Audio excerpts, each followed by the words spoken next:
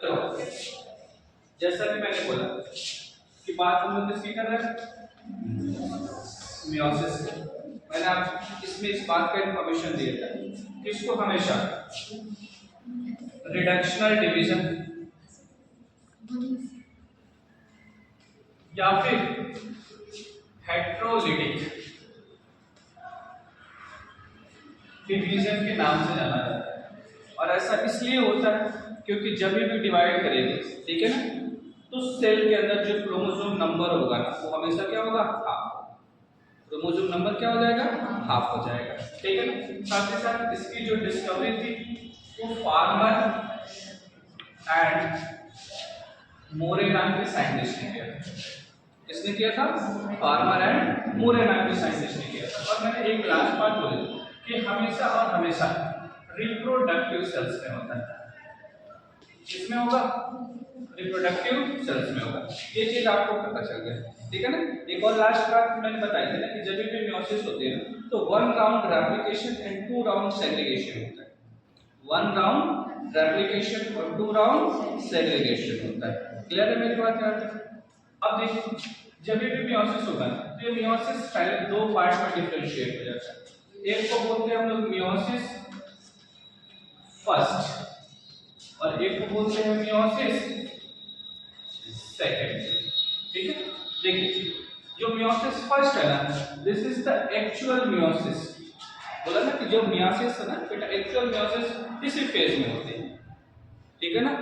बोला ना कि जो हमारा क्रोमोसोम नंबर है वो यहीं पे हाफ होता है, ठीक है ना, यहाँ पे हाफ नहीं होता है। जो मियोसिस सेकंड होती है ना बेटा, ये इक्वल मानी जाती है, इक्वल टू माइटोसिस। क्या मानी जाती है, माइटोसिस के इक्विवेलेंट। मतलब जो जो चीजें माइटोसिस के अंदर होता है ना वो सारी चीजें इसके अंदर होती है।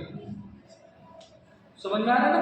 तो जो भी कुछ डिवीजन की प्रोसेस है ना वो कहाँ होगी, कहाँ होगी, मियोसिस में। मतलब एक्चुअल जो डिवीजन है ना बेटा, एक्चुअल डिवीजन टेक प्लेस। मतलब यहाँ पे हमेशा क्या होगी, एक्चुअल डिवीजन होगी। मतलब क्रोमोसोम नंबर यहीं पे हाफ होता है। क्लियर है मेरी बात, क्रोमोसोम नंबर यहीं पे हाफ होता है, ठीक है ना। अब मैंने क्या बोला कि जब भी मियोसिस फर्स्ट होगी ना तो ये दो पार्ट में डिवाइड होगी। पहले को क्या बोला जाएगा, क्या बोला जाएगा, karyokinesis. What is the meaning, division of nucleus. और दूसरा मैंने क्या बोला, cytokinesis. Cytokinesis. What is the meaning, division of cytoplasm. अब इसको लिखने की तो जरूरत नहीं है। मैंने बोला जब भी कैरियोकाइनेसिस होगी ना तो ये फर्दर कितने पार्ट में डिफरेंशिएट करेगा, 4 पार्ट। कौन कौन, prophase, metaphase, anaphase and telophase, ठीक है ना। बस इसको बोलेंगे prophase first, metaphase first, anaphase first और टेलोफेज फर्स्ट। क्लियर है मेरी बात। ये चीजें यहाँ पे मेंशन करनी होगी, ठीक है ना। अब देखो ये सारी की सारी चीजें आपको माइटोसिस के अंदर भी दिख रही है, ठीक है ना। लेकिन मियोसिस के अंदर क्या एडिशनल पॉइंट हो जाता है, तो ये होता है कि prophase further divided into 5 different phase. Prophase first further divided into 5 different phase. पहले मैं आपको नाम बता दे रहा हूँ, फ्लो चार्ट बन जाएगा, ठीक है ना। फिर फ्लो चार्ट के बाद हम एक एक करके एक्सप्लेन करेंगे, ठीक है ना, कि किस फेज में आपको क्या देखने को मिलेगा, ठीक है ना। देखिए तो प्रोफेज फर्स्ट फर्दर कितने पार्ट में डिवाइड होगी, 5 पार्ट। सबसे पहले पार्ट को क्या बोलते हैं, लैक्टोटीन, ठीक है। जैसे हम लोग लैक्टोनेमा के नाम से भी जानते हैं, ठीक है ना। दूसरा होता है जाइगोटीन, तीसरा होता है पैकेटीन, चौथा होता है डिप्लोटीन, डिप्लोटीन और पांचवा होता है डायकैनियासिस, ठीक है। देखिए लैक्टोटीन, जाइगोटीन, पैकेटीन, डिप्लोटीन और डाइकैरियोसिस। ठीक है ना। बोला कि इस फेज में ना एक्चुअली में जो क्रोमोसोम्स होते हैं ना बेटा, exchange to each other, exchange to each other. बोला ना उनके जो जीन होते हैं ना बेटा, एक से दूसरे में और दूसरे से पहले में क्या करेंगे, एक्सचेंज करेंगे। क्या करेंगे, एक्सचेंज करेंगे। और जैसे ही क्रोमोसोम के जीन एक्सचेंज होंगे ना बेटा, तो हमारा जो जेनेटिक कैरेक्टर है, ठीक है ना, वो भी वैरी करेगा।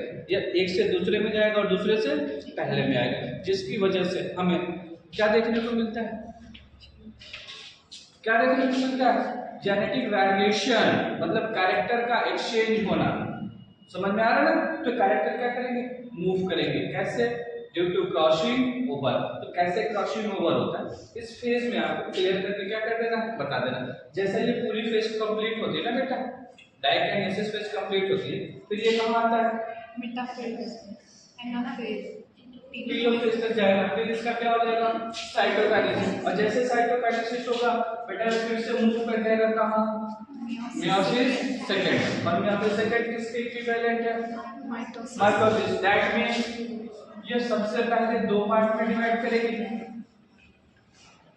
कैरियोकाइनेसिस, और ये फर्दर 4 पार्ट में डिवाइड करेगा। ठीक है। सबसे पहले prophase, second metaphase, second anaphase, second and telophase, second. ठीक है ना। और लास्ट में हमारा क्या होगा, साइटोकाइनेसिस। ठीक है, मतलब सेल डिवाइड हो जाएगा। ठीक है ना। अगर हमें इसको एक वे में बताओ ना बेटा, तो सपोज करो ये कोई हमारा रिप्रोडक्टिव सेल्स है, this is the reproductive cell. ये हमारा क्या है, रिप्रोडक्टिव सेल्स है। और जब भी रिप्रोडक्टिव सेल्स बेटा डिवाइड करेगी, तो यहां पे क्या होगा, मियोसिस फर्स्ट। क्या होगा, मियोसिस फर्स्ट। मतलब ये पूरी प्रोसेस यहाँ पे देखने को मिलेगी। यहाँ पे क्या होगा, मियोसिस फर्स्ट। जैसे मियोसिस फर्स्ट होगा तो ये सेल दो पार्ट में क्या हो जाएगी, डिवाइडेड हो जाएगी। क्या हो जाएगी, डिवाइड कर जाएगी। मेरी बात समझ में आई, दोनों क्या करेंगे, डिवाइड कर जाएंगे। और यहाँ पे अगर क्रोमोसोम नंबर डिप्लॉयड था, तो यहाँ पे क्रोमोसोम नंबर क्या रहेगा, हैप्लॉयड होगा। ठीक है ना। अब फिर इसी सेल का फर्दर क्या होता है, मियोसिस सेकेंड। क्या होता है, मियोसिस सेकेंड, मतलब माइटोसिस। जब माइटोसिस होगी बेटा, तो हर सेल दो सेल में डिवाइड हो जाएगी। ठीक है। अब क्रोमोसोम नंबर भी कितना रहेगा, उतना ही रहेगा जितने इनके पेरेंट में। ठीक है ना। तो chromosome number became half and one cell differentiate into 4 different daughter cells. ठीक है ना। इसी पूरी प्रोसेस को क्या बोलते हैं, देखो अब मैं ना इस चीज को एक्सप्लेन करने जा रहा हूँ। ठीक है ना। मैंने क्या बोला, जब भी मियोसिस होगी, ठीक है ना, तो मियोसिस पहले दो पार्ट में डिवाइड होती है, that is called meiosis first and meiosis second. ठीक है। मियोसिस फर्स्ट के अंदर एक्चुअल डिवीजन होता है। ठीक है ना। या इसी फेज को हम लोग क्या बोलते हैं, नेशनल फेज या हेटेरोलिटिक फेज के नाम से जाना जाता है। क्यों, क्योंकि क्रोमोसोम नंबर यही पे हाफ होता है। क्लियर है मेरी बात। ठीक है। मियोसिस सेकंड जो होता है ना, वो इक्वल टू माइटोसिस माना जाता है। मतलब इसको हम लोग चाहे तो कह सकते हैं reductional division, sorry equatorial division. क्या बोल सकते हैं, इक्वेटोरियल डिवीजन बोल सकते हैं। क्लियर है ना मेरी बात। ये हमारा फेज क्या डायरेक्शनल फेज है। क्या है, डायरेक्शनल फेज है। ठीक है ना। अब देखिए मियोसिस फर्स्ट फर्दर दो पार्ट में डिवाइड होती है, कैरियोकाइनेसिस फर्स्ट और साइटोकाइनेसिस फर्स्ट। ठीक है ना। कैरियोकाइनेसिस फर्स्ट फर्दर कितने पार्ट में डिवाइड होता है, 4 पार्ट में। Prophase first, metaphase first, anaphase first और टेलोफेज फर्स्ट। ठीक है ना। ये हमारी नॉर्मल प्रोसेस है जो बार बार मैं आपको बता रहा हूँ। ठीक है ना। लेकिन मियोसिस फर्स्ट के अंदर बेटा ये 5 स्टेप एडिशनल होते हैं और यही डिफाइन करते हैं कि how does chromosome number became half and how does gene exchange to each other.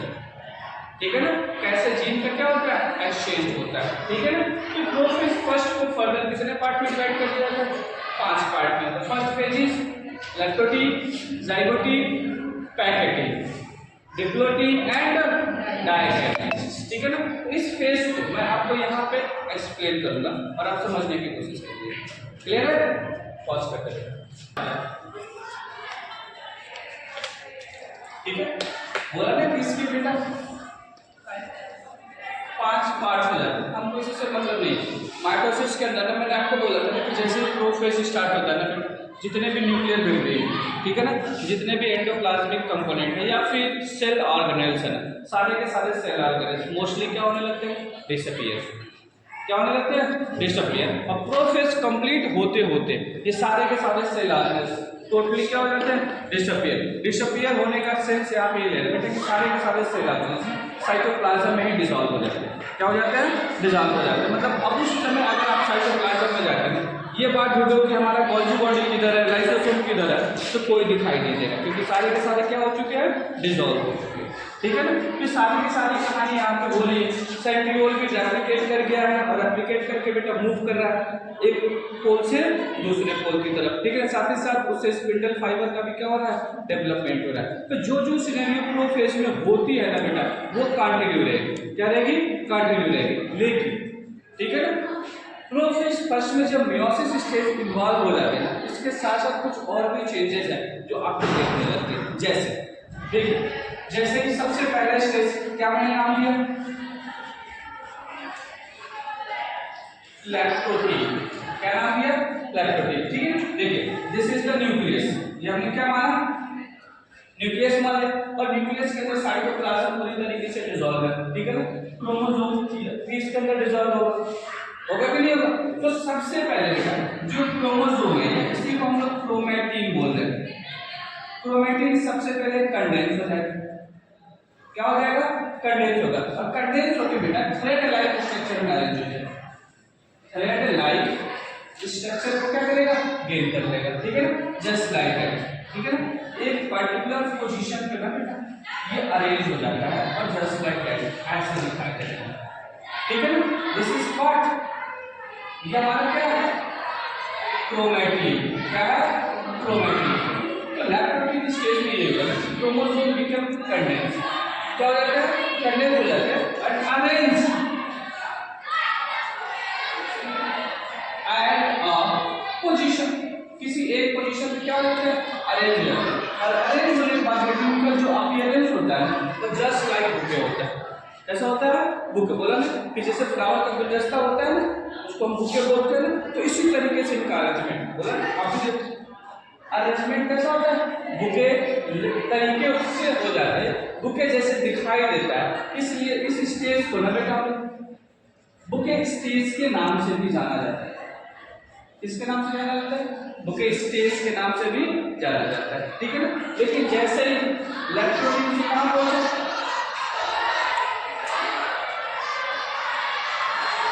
Zygotene में।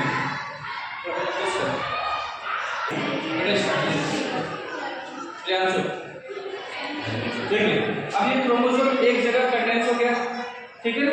अब कंडेंस होने के बाद बेटा जाइगोटिक स्टेज स्टार्ट होता है। और जाइगोटिक स्टेज में होता क्या है बेटा, ये जितने भी क्रोमोसोम्स है ना बेटा, सबसे पहले क्रोमोसोम्स का ना बेटा टेट्रावैलेंट या बाइवैलेंट स्ट्रक्चर ऑब्टेन होता है। टेट्रावैलेंट या बाइवैलेंट समझे, ठीक है। मतलब ये अपने को पेयर बनाते हैं, अपने आप का क्या करते हैं, पेयरिंग करते हैं। जाइगोटिक स्टेज में क्या होती है, पेयरिंग होती है। क्या होती है, पेयरिंग। मतलब कि नॉर्मली पहले जो हमारा क्रोमोसोम होता है वो जस्ट लाइक दैट, ठीक है। इसको बेटा हम लोग क्रोमैटिन बोलते हैं कि नहीं बोलते। और इस सेंटर वाले को हम क्या बोलते हैं, सेंट्रोमियर या काइनेटोकोर, ठीक है ना। तो सबसे पहले इसकी क्या होती है, पेयरिंग। क्या होती है, पेयरिंग, जस्ट लाइक दैट।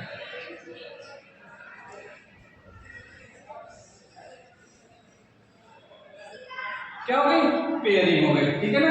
अब देखिए, इसको और इसको आपस में हम लोग बोलते हैं सिस्टर क्रोमैटिन। क्या बोलते हैं, सिस्टर क्रोमैटिन। या इसी को हम लोग होमोलॉगस भी बोलते हैं। क्या बोलते हैं, होमोलॉगस क्रोमैटिड के नाम से जाना जाता है। क्लियर है ना? क्योंकि जो कैरेक्टर इस पे होगा वही कैरेक्टर इस पे भी होगा। क्लास 10 में आपको बताया था ना एबीसीडी लिख के कि जब भी डिवाइड करेगा तो जो चीज इसमें रहेगी वही चीज उसमें भी आएगी। मेरी बात क्लियर है? जो चीज इसमें होगी वही चीज इसमें भी आएगी। तो ये दोनों आपस में कैसे होते हैं? Sister chromatids. क्या बोला? Sister chromatids. क्या बोला? सिस्टर क्रोमैटिड्स होते हैं। लेकिन ये और ये दोनों आपस में क्या होते हैं? Non sister chromatids. ऐसा क्यों होता है? ऐसा क्यों होता है? क्योंकि बेटा जो कैरेक्टर यहाँ पे है वो कैरेक्टर कभी यहाँ पे नहीं हो सकता। जो कैरेक्टर यहाँ पे है वो कैरेक्टर कभी यहाँ पे नहीं हो सकता। इसलिए ये दोनों आपस में क्या होते हैं? डिफरेंस होते हैं। क्या होते हैं? डिफरेंस होते हैं। इसलिए इनको क्या बोला जाता है? नॉन सिस्टर क्रोमैटिड्स बोला जाता है। ठीक है? तो जाइगोट टीम में ना बेटा सबसे पहले आपने क्या देखा? Pairing of homologous chromosome. Homologous chromosome की क्या होती है? पेयरिंग होती है। क्या होती है? पेयरिंग होती है। और साथ ही साथ बेटा स्टार्ट होता है सिनेप्टो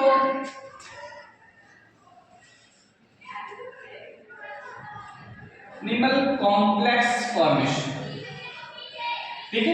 सिनेप्टोनिमल कॉम्प्लेक्स का फॉर्मेशन भी क्या हो जाता है? स्टार्ट हो जाता है। सिनेप्टोनिमल कॉम्प्लेक्स फॉर्मेशन का मतलब ये है ना बेटा कि ये एक क्रोमोसोम है और ऐसे ही ह्यूमन के अंदर 46 क्रोमोसोम होते हैं कि नहीं होते? तो एक क्रोमोसोम दूसरे क्रोमोसोम के साथ या दूसरा क्रोमोसोम तीसरे क्रोमोसोम के साथ बेटा पेयरिंग करता है।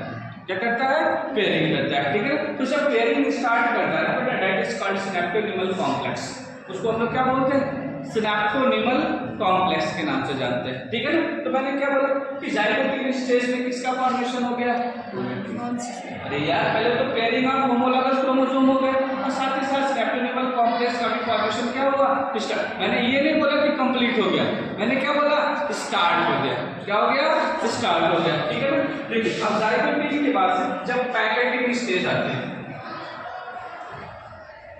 पैकेटिंग स्टेज आती है। ठीक है ना? तो इस स्टेज में क्या होता है? एक क्रोमोसोम किसी दूसरे क्रोमोसोम के साथ या दूसरा क्रोमोसोम किसी तीसरे क्रोमोसोम के साथ ना बेटा क्रॉसिंग ओवर करता है। क्या करता है? क्रॉसिंग ओवर करता है। ठीक है ना? जैसे ये हमारा कोई पहला क्रोमोसोम है जो मैंने रेड कलर से बना दिया। ठीक है? ये हमारा कोई दूसरा क्रोमोसोम जो हमने येलो कलर से बना दिया। ठीक है? मैंने क्या बोला? जब ये दोनों एक दूसरे के पास आएंगे, एक दूसरे के पास आएंगे तो बेटा हो सकता है ये आर्म इस आर्म में ओवरलैप करे, हो सकता है ये आर्म इस आर्म में क्या करे? ओवरलैप। क्या करे? ओवरलैप करे। तो पैकेटिंग स्टेज में यही होता है बेटा ना, ओवरलैपिंग।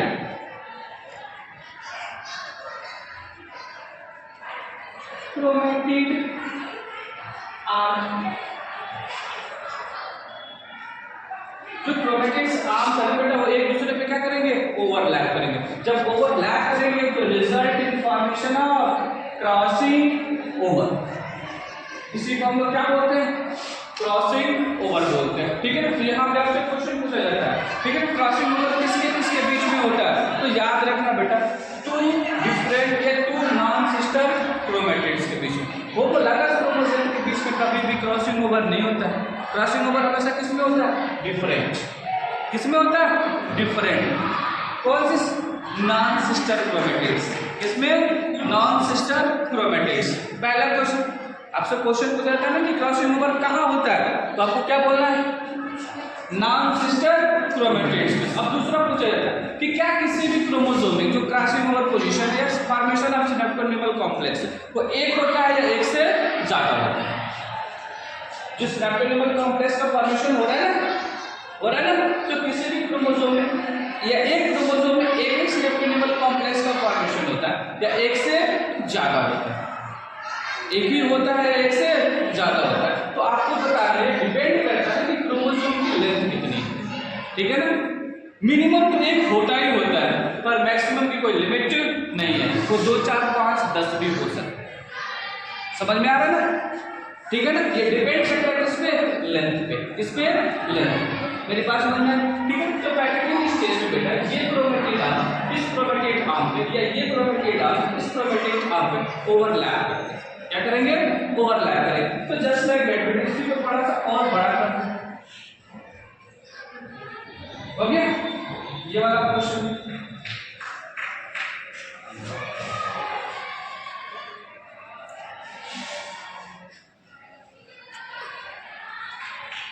देखो मैंने दो पोजीशन दिखाया कि आपको कभी भी कंफ्यूजन ना हो।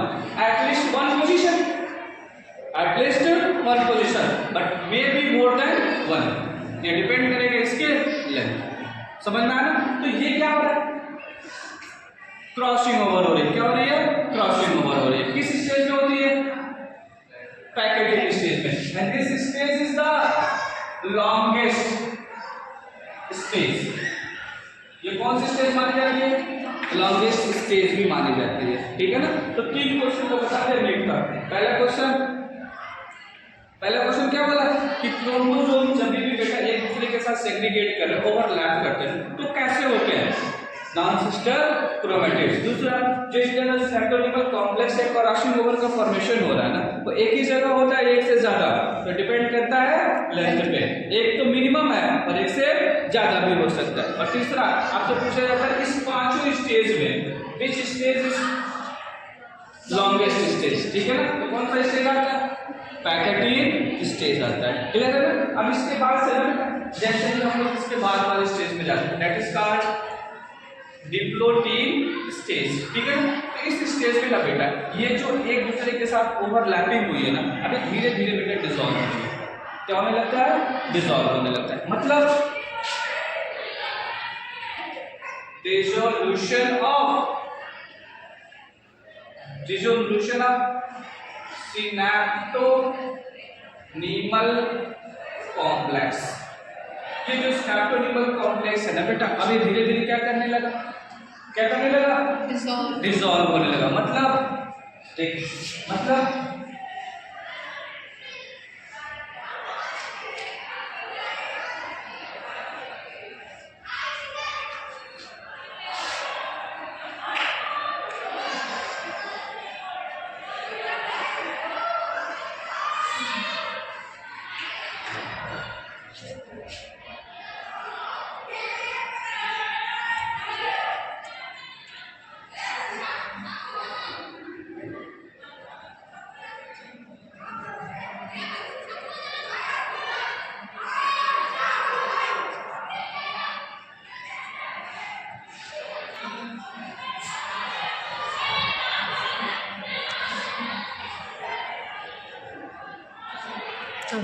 ठीक है? देखिए ये फर्स्ट क्रोमोसोम ये सेकंड क्रोमोसोम। बेटा ये दोनों एक दूसरे के साथ ओवरलैप किए थे तो जिस एरिया से बेटा ओवरलैप किए थे ना अब वो धीरे धीरे क्या होने लगा? डिसॉल्व होने लगा। क्या होने लगा? डिसॉल्व। जब डिसॉल्व होगा ना बेटा तो इसका वाला ये फ्रेगमेंट इसके साथ और इसका वाला ये फ्रेगमेंट इसके साथ ज्वाइंट हो जाता है। मतलब इसके जीन इस पे और इसके जीन इस पे और इसके जीन इस पे। मतलब कैरेक्टर का क्या होने लगा? ट्रांसफर। कैरेक्टर तो नहीं बोल सकते बल्कि जीन का क्या होने लगा? ट्रांसफर। और जब जीन का ट्रांसफर होगा तो वेरिएशन काज करेगा और जब वेरिएशन काज करेगा तो नए कैरेक्टर का क्या होगा? डेवलपमेंट। क्या होगा? डेवलपमेंट। तो डिप्लोटीन स्टेज में बेटा यही होता है जो सिनेप्टोनीमल कॉम्प्लेक्स या क्रॉसिंग ओवर हुआ था ना समय के साथ क्या होने लगता है? डिसॉल्व। क्या होने लगता है? डिसॉल्व होने लगता है। और जैसे डिसॉल्व होगा तो जीन का क्या होता है? ट्रांसफर। वन टू अनदर या अनदर टू फर्स्ट वन। फिर क्या होने लगेगा? ट्रांसफर होने लगेगा। जब ट्रांसफर होगा बेटा तो जीन एक से दूसरे और दूसरे से पहले में चले जाते हैं। ठीक है? जैसे कैरेक्टर का भी क्या हो जाता है? एक्सचेंज हो जाता है। क्या हो जाता है? एक्सचेंज हो जाता है। ठीक है? और लास्ट में हमारी जो स्टेज है ठीक है ना नाम से ही आपको क्लियर है डाइकाइनेसिस। इसका मतलब क्या? Totally separation of chromosome. Chromosome का पूरी तरीके से क्या होता है? Separation from this position. समझ में आ रहा है ना? दोनों क्या होने लगते हैं? डिवाइड होने लगते हैं। क्या होने लगते हैं? डिवाइड होने लगते हैं। मेरी बात समझ में आई? तो डाइकाइनेसिस में पूरी तरीके से क्या हो जाते हैं? सेपरेट हो जाते हैं। क्या हो जाते हैं? सेपरेट हो जाते हैं। ठीक है ना? और ये प्रोसेस जब तक कंप्लीट होती है फिर यहाँ से स्टार्ट हो जाता है बेटा प्रोफेज के बाद मेटाफेज मेटाफेज फर्स्ट, इसका मतलब ये कि इस फेज तक आते आते जो न्यूक्लियस की पूरी सिनेरियो है ना बेटा, दोनों पोल पे हमारा सेंट्रियोल हो गया होगा, उससे स्पिंडल फाइबर का फॉर्मेशन हो गया, और वो स्पिंडल फाइबर जाके इसके काइनेटोकोर से क्या हो गई होगी, बाइंड हो गई होगी। क्या हो गई होगी, बाइंड हो गई होगी। ठीक है ना। इसके बाद से एनाफेज आता है, और एनाफेज में क्या होता है कि पोटेंशियल डिफरेंस का होता है, और उस पोटेंशियल डिफरेंस की वजह से स्पिंडल फाइबर एक दूसरे को अपोजिट डायरेक्शन में क्या करती है, खींचने लगती है। जब खींचती है तो क्रोमोसोम काइनेटोकोरिया सेंट्रोमियर वाले पोजीशन से दो हाफ पार्ट में क्या हो जाता है, टूट जाता है। क्या होता है, टूट जाता है। और टेलोफेज में जाते जाते, ठीक है ना, टेलोफेज में जाते जाते सेल का इन्वेजिनेशन भी स्टार्ट हो जाता है। ठीक है, और एटलीस्ट साइटोकाइनेसिस होती है, और एक सेल दो सेल में क्या होता है, कन्वर्ट हो जाता है। क्रोमोसोम भी हाफ में क्या हो जाता है, डिवाइड हो जाता है। ठीक है ना। तो क्रोमोसोम नंबर भी क्या हो गया, हाफ। क्या हो गया, हाफ हो गया, और एक सेल से दो सेल में डिवीजन हो गया। ठीक है ना। लेकिन जैसे ही बेटा टेलोफेज फर्स्ट कंप्लीट हुआ, साइटोकाइनेसिस हुई, और साइटोकाइनेसिस से जैसे बेटा मियोसिस सेकेंड में जाता है। ठीक है ना। तो साइटोकाइनेसिस फर्स्ट और मियोसिस सेकेंड के प्रोफेज फर्स्ट के बीच के जो गैप है ना बेटा, इस गैप को बेटा हम लोग इंटरकाइनेसिस गैप के नाम से भी जानते हैं। किसके नाम से जानते हैं, इंटरकाइनेसिस गैप। बोला ना, वो हमारा इंटरफेज था, ये हमारा इंटरकाइनेसिस गैप फेज के नाम से जाना जाता है। मेरी बात समझ में आई ना। तो टर्म है, आगे मैं इसको एक्सप्लेन भी करूंगा। ठीक है ना। उसके बाद फिर बेटा मियोसिस सेकेंड में जाएगा, और मियोसिस सेकेंड बेटा जैसे मैंने आपको माइटोसिस बताया, पूरी कहानी वैसे ही रहती है। ठीक है ना। वहां पे बेटा 2 से जाएगा, और 2 से 4 हो जाएगा, क्रोमोसोम नंबर इक्वल बने रहेंगे, वहां पे कोई हाफ नहीं होगा, कोई डबल नहीं होगा। क्लियर हो गई मेरे पास। तो this is all about meiosis. यही हमारा क्या है, मियोसिस। बात समझ में आ गई सबको, क्लियर है।